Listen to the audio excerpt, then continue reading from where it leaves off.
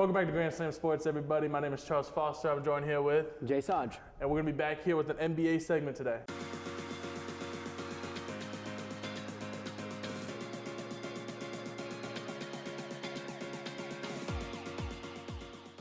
First NBA segment in over a month, so we've got a lot to talk about coming into this. First off, we're going to get a little bit of a recap of the standings going on. So we're going to look at the top 5 from the Eastern Conference and kind of see how we feel about them, see who should be up there and who really shouldn't.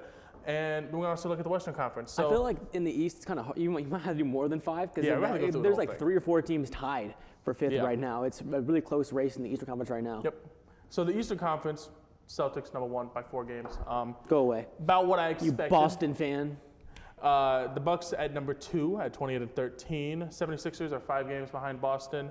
The Knicks and Cavs, the Cavs are at 4, Knicks are at 5, Heat are at 6, and Pacers, actually, the Knicks, Heat, and Pacers are all tied right now with the exact same record. So it's a pretty tight race. And then you look slightly below them. I want to also talk about Orlando Magic. So that's our little playoff push looking so far. What team kind of, looks out to you so far? What are you feeling? The Cavs, they started out a bit iffy. They had some problems here and there, D. Mitch not staying healthy completely. The team was kind of like out of sync to begin the season. They've really come on strong the last few weeks to get up now into 4th. And they're a game ahead of the Knicks, Heat, and the Pacers right now for that 4 spot. But I just want to talk about the Eastern Conference. 4, 5, 6, 7, and those 4 right there are within a game of each other. The Magic are 2 games behind. Philly is 2 games ahead. But it's going to be a very tight race to try to stay out of the play-in tournament because it's 7, 8, 9, 10. Yep. And right now, Indiana's in that. Obviously, they'd want to stay out of that. And now with Indiana trading, we'll get into that a little bit. They should be a top 3, 4 team in the East, you would think, with what they have now roster-wise. You would think so. So see if they can get out of that 7 spot in the play-in.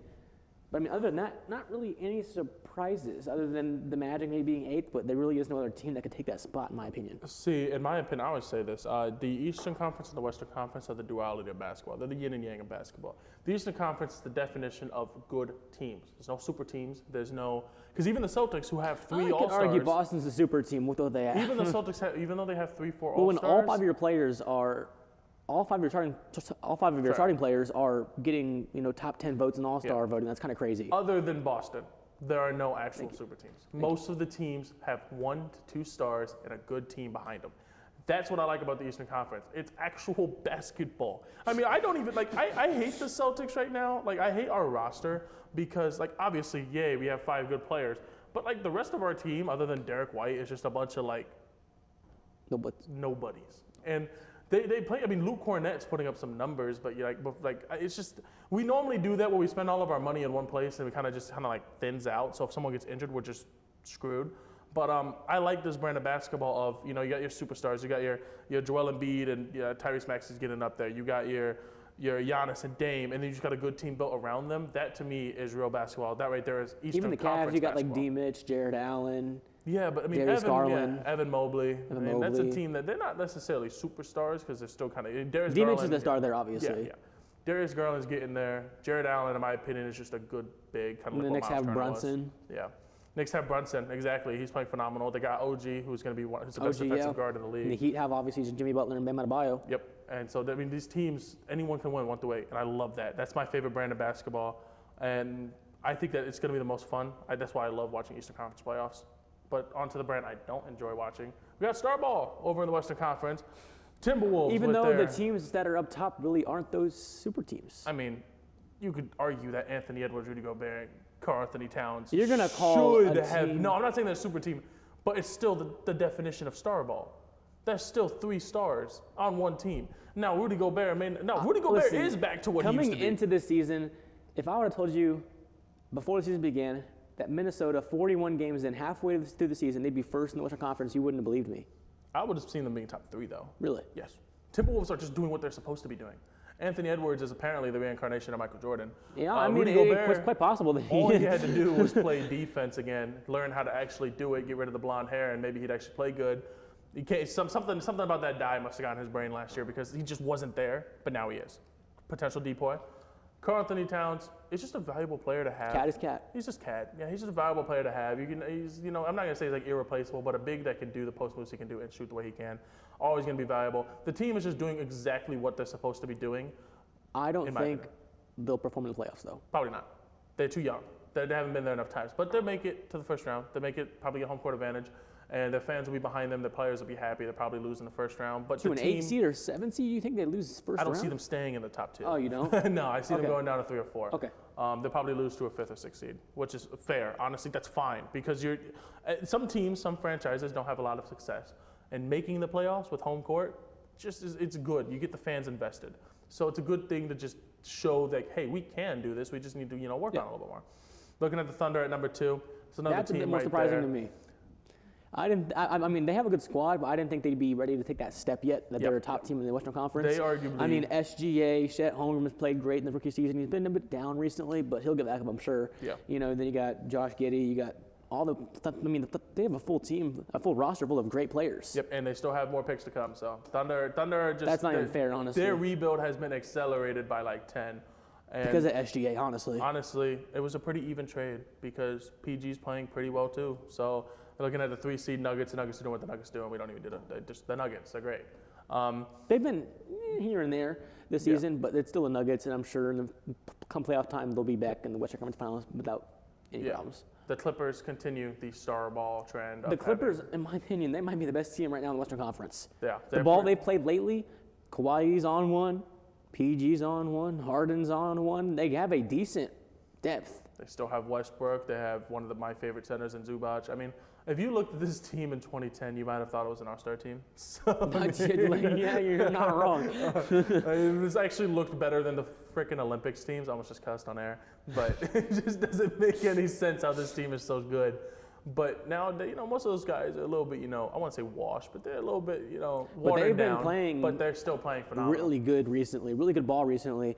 And I don't know if you've seen their new arena and what they're getting, the Intuit Dome. I actually have that on my paper to talk about it. Super nice. So honestly, I didn't even notice that. Let's just transition into I didn't that notice because we're that. talking look at about that. it. Perfect. Because to me, this is like, some people are not the biggest fan of the whole fan dome, like the wall that they have in mind, because they don't like, This is gonna be like a college kind of atmosphere with the fans. They don't like the wall because some people, I saw a post, and to me this is one of the most just atrocious posts I've ever seen in my entire life. He was like, I don't like them because they're gonna give discounts the louder they are, right? They're like, you should have to incentivize blah, blah, blah, blah. Bro, That's the whole point. if they're being loud, it is human nature to want to do something for incentives. And the Clippers fans are already loud because they've been overshadowed by Big Brother Lakers their entire life. So those maybe 20 Clippers fans that are there. And honestly, the arena looks nice. The arena's phenomenal. It's one of the best. It will great. be the best arena in all of basketball. You think so? When it's done, I do think so because they put so much money and time into it. It's the same. Most of these new arenas is normally how it goes. Yeah. Looking at baseball, I mean, Tampa Bay has the worst I arena. still think Gainbridge is the top 5 here in Indianapolis. Gainbridge is phenomenal. They redid it over the last year or so, and it looks great. I've been to a lot of arenas in my life. I've traveled a lot. It's one of my favorites, of course, Scotiabank, Toronto. I love it. Obviously MSG is going to stay up there. It's got to stay up there. You can't. I mean, United Center is same with another United one I Center. I love, was about to say United Center. I'm going to stay up there. But the Clippers are officially out from under the wing of being Not the yet, baby but they're brother about to LA be. team. They're about to be. And they're officially going to have their own brand of basketball with their own banners, with their own whatever. Well, when they get banners. No banners yet, but their own space. It's not. You're not going to look up in the rafters and see LA, Lakers, this. They are now their own team. And to me, that is extremely important because you don't get to see that all the time. There are times where, teams that share courts, it's hard to, like with football, it's different. Yeah. With the Giants and the Jets, they share a field. But you can, differentiate the two of them because they don't play on the same day. happy about this? The happy about this? The workers for the Lakers and Clippers current arena. Yeah. They don't have to switch swap it out courts every day. other Oh my night. goodness. And Inglewood's a great place as well for the court. I mean, it's going to be a phenomenal. And I mean, us is in Inglewood, SoFi. Yeah. That's a beautiful stadium. I'm just super happy for the Clippers to finally get their own identity. Steve Ballmer's extremely happy. He's got a team behind him. I think that if you are a Clippers fan and you've been living under the shadow of your Lakers fans, you can finally actually have something to be proud about. So that's a good thing. Congratulations to them, and hopefully it brings success and potentially championships. Honestly, their own banners. I'd be okay with that. The Clippers, they deserve something that they've been through so much. They had Lob City, the Chris Paul, Blake Griffin days. That's what got me into basketball. DeAndre Jordan, they were so good, and they never did anything past the Western Conference semifinals. Yeah, and this was exactly what you're looking for. I mean, one of your best players all time are from like 2012 or Bob McAdoo, you kind of have something going wrong. So it's nice to see them have talent now and a team behind them and a fan base. Moving on to a team that is starting to also get a fan base, the Indiana Pacers, from where we are living at right now. Pascal Siakam is now an Indiana Pacer, and to me, I love the trade. Bless up. As my friend Nick says, Swirly Siakam, the spin move god. As I've seen multiple users on Twitter say, life fire.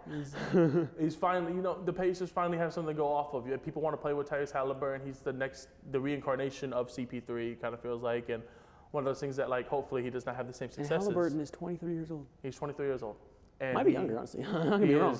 He was so blessed to get the opportunity to come out of Sacramento, where they just were trying to produce a guard factory. You know what's crazy? I mean, Halliburton that trade has changed the entire course of the franchise. Yeah. Because now big name players, want to come to Indy to play with Halliburton. This is unheard of for the Pacers.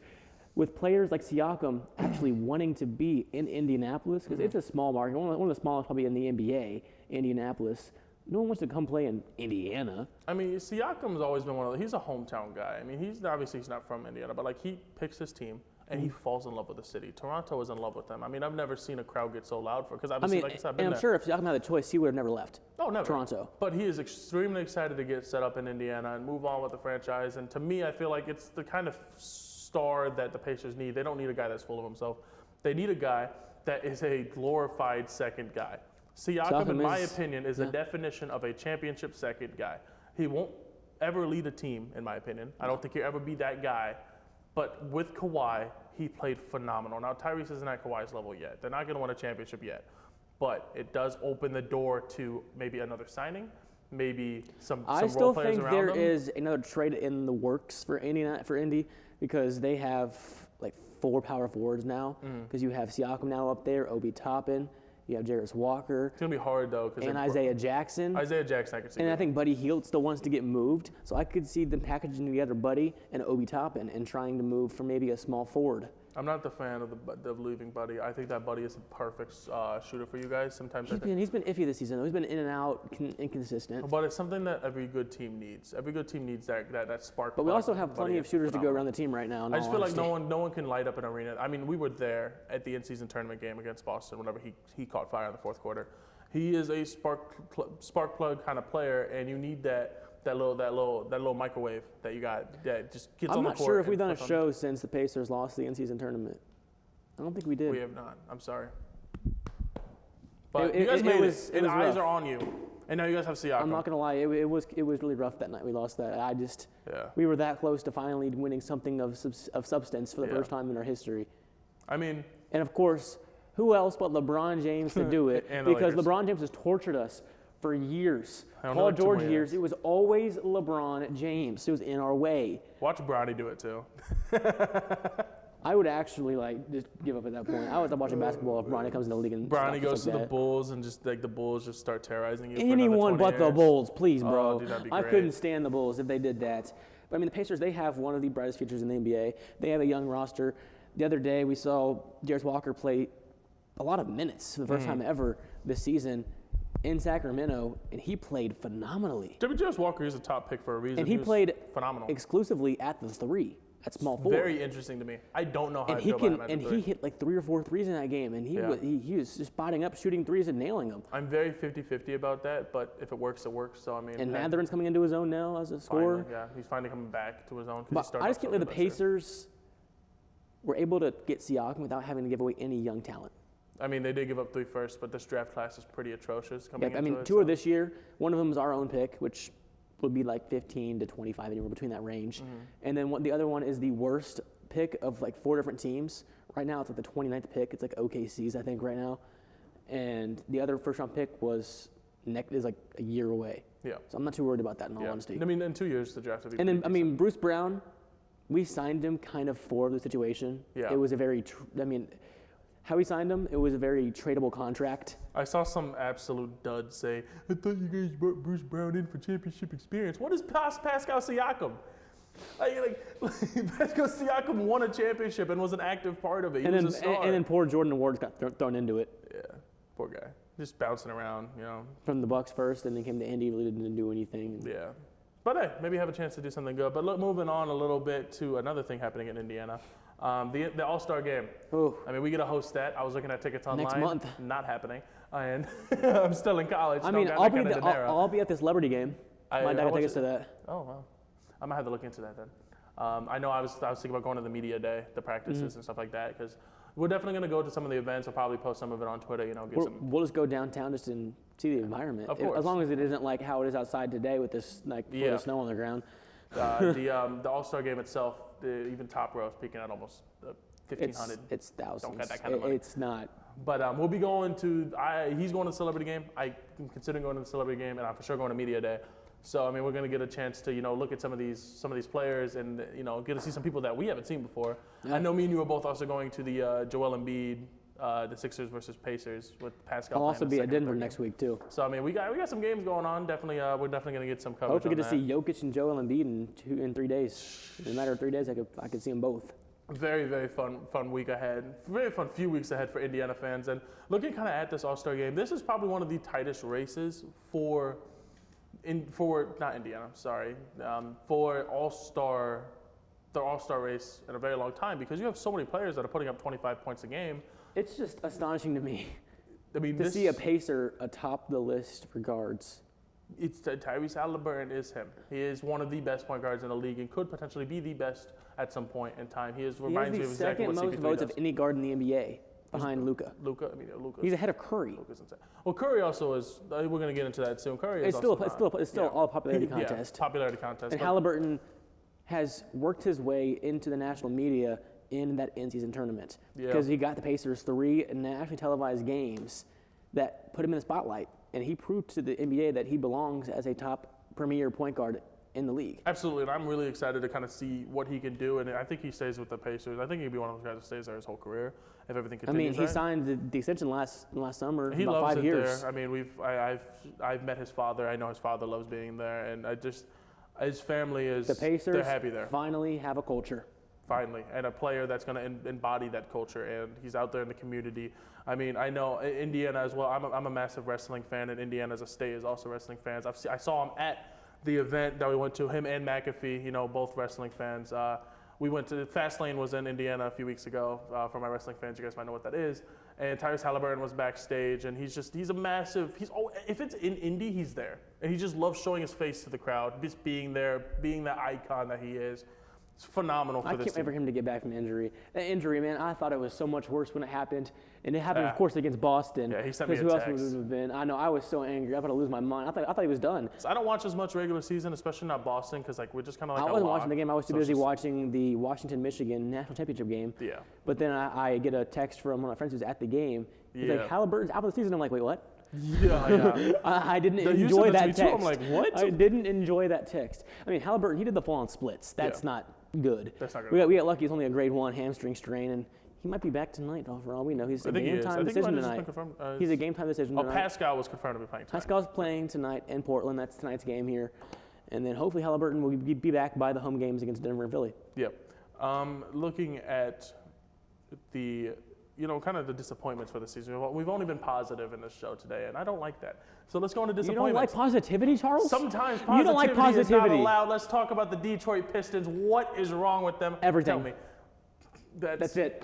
Story ends right more there. Analysis. On to the next.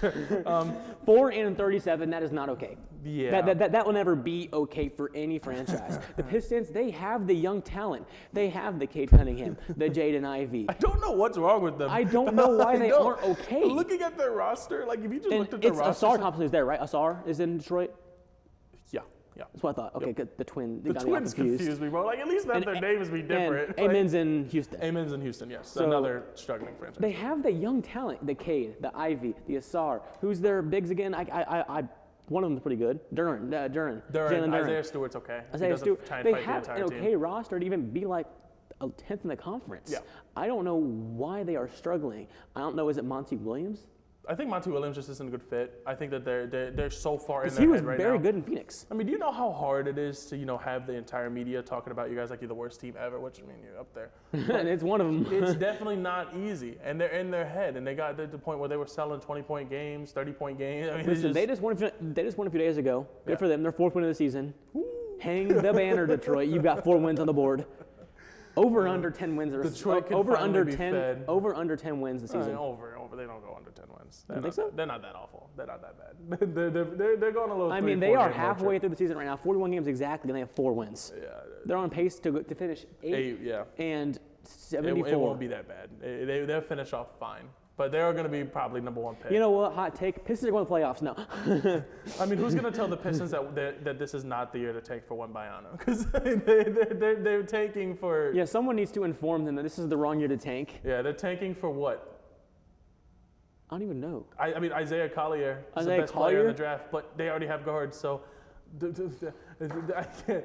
Ron Holland maybe if he declares. I don't know. This is arguably one of the worst classes we've seen in a minute. It's such a guard-heavy class for a team that already has too many guards. So I mean, they're just Someone needs to inform the Pistons that they need to stop losing. Yeah, someone. They need to figure something out because they don't need that first overall pick. I mean, they'll use it, but they don't really need it. Yeah.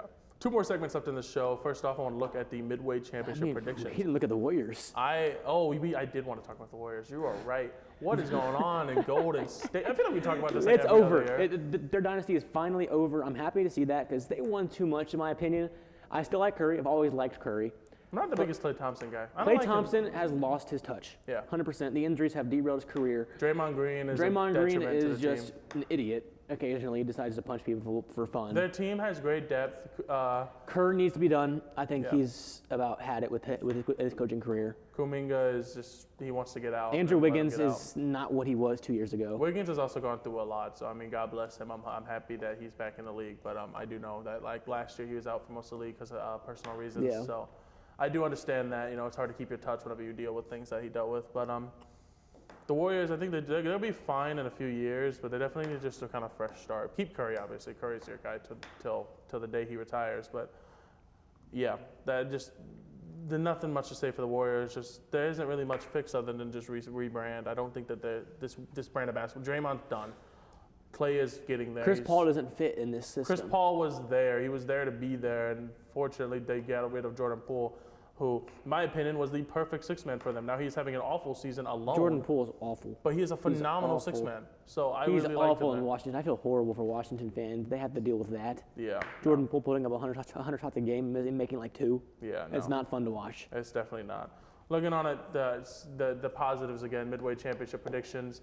I remember I said Boston and Phoenix at the start of the year. I am going to change it slightly to Boston and LAC, the Clippers. I don't remember who said that earlier. Do you remember? You said Milwaukee and Denver. That's right. I did say Milwaukee and Denver. Milwaukee, they're still up there. I just don't think they have the defensive aspect they need on the team like they had with Drew Holiday. I mean, trading for Dame, it took a lot, but it also took a lot of the defense they had last season away. So I don't think they're a top team. I think they're a top 2, maybe in the Eastern Conference. I'm going to, unfortunately, have to agree. I think Boston's far and away the best team in the Eastern Conference. I think they are finals bound. And the West, I'm going to have to agree. I think LA right now is playing the best. We tried not to agree, but yeah. It's hard. I mean, right now, I think they're the best 2 teams in basketball playing right now. Yeah. Yep. I mean, LA, they're 8-2 in the last 10 games. I could still see Denver, so although I'll keep them in my mind. But I'm going to say Boston versus either LAC or Denver. So, got one more segment for you. Oh boy, I got to lock in now. I am a massive fan of the TNT crew. Obviously, my favorite player of all time is Shaq, and I pay attention to the crew a lot. And I do not enjoy always taking ideas from other people, so I like to credit them out if I do. And so this idea is from the TNT crew. They have a show called Who He Played For. And me and him we do our guessing games, and we're pretty knowledgeable on rosters. And I am very intrigued to see. I'm better at NFL. We gotta do NFL next time. We'll do NFL. Sadly, NFL is normally Sam's segment, but we'll do NFL for him. And so I have 5 players, ranging in difficulty. They're not gonna be none of them are gonna be easy. That's just boring. But they are ranging in difficulty. And you have 2 guesses, and you get 1 question. So 2 guesses and a question? You get two guesses and a question. I can ask what conference they're in? You can ask what conference they're in. What division? Can I ask what division? Is that too much? You can ask I'll figure out questions later. We're gonna do 3 guesses for this show. 3 guesses? Because he hit me with a question, I wasn't ready for it, and I'm not about to cut the video to do that. Yeah. So you get 3 guesses. If you get it right, you get a point. We're gonna keep track of points, and by the end of the season, we're gonna see who's right. We're gonna put a little bit of a bet on it too, maybe Maybe We'll see what we find can do. A little something fun. Maybe a crumble cookie, since for some reason we like to bet crumble cookies around here. And I mean, we didn't win either one, so. we'll see what we can do. So I got a player. Player number 1. He was in the news a little bit recently, so we'll see if he's been paying attention. Marvin Bagley. Marvin Bagley? Marvin Bagley. I think he was in Sacramento. Is it Dallas? No. Was he in Dallas at some point, I thought? No. It's Rashawn Holmes. That's who you're thinking of. That's something. Yeah, you're right. I know the name for some reason it's like blanking. I'm gonna look at the standings right now, because I see logos and it makes it easier in my opinion. Making sure he's not cheating. I won't cheat. No, he doesn't cheat. He doesn't cheat. Is he a Piston? Not anymore. That's why he was in the news. He just got traded. He got okay, so he was a Piston this year. He was a Piston this year. That's what I thought. He got traded? I did not know about this. Yes. Wait, hold on. Why did I not hear about the trade? It's his job to be in the news, and he hasn't been paying attention. Why didn't I hear about the Marvin Bagley trade? Wasn't it like with like one of the worst teams? It was Washington, wasn't it? Ding, ding, ding. I thought so. I thought that. Washington Oh Wizards. goodness, thank God I got that. I was like, that was gonna be something This one I you didn't might get. get. I just think the name's funny. I just want to see your basketball knowledge. Dante DiVincenzo. Dante DiVincenzo, what a legend. He was at one point. I remember all the teams he played for. I don't know where he's at right now. Is he a Knick? Yes. I thought so. Part of that Villanova squad that won the championship. That's what I was thinking. This one, I don't know if you know this one, but we're going to see. Isaiah Joe, Arkansas player. Sounds like a Western Conference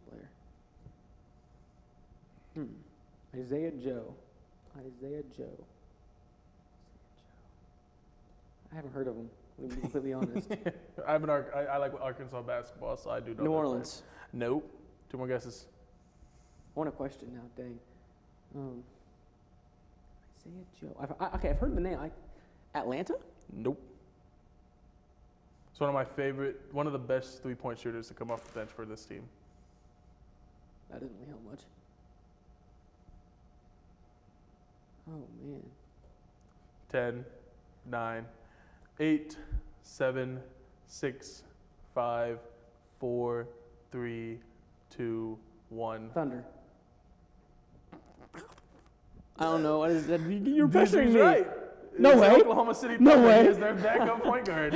I don't know where he pulled that one from. That was a complete, just like you're pressuring me. I was a guess. You should know this one. Delano Blanton. Say that again? Delano Blanton. Never heard of him.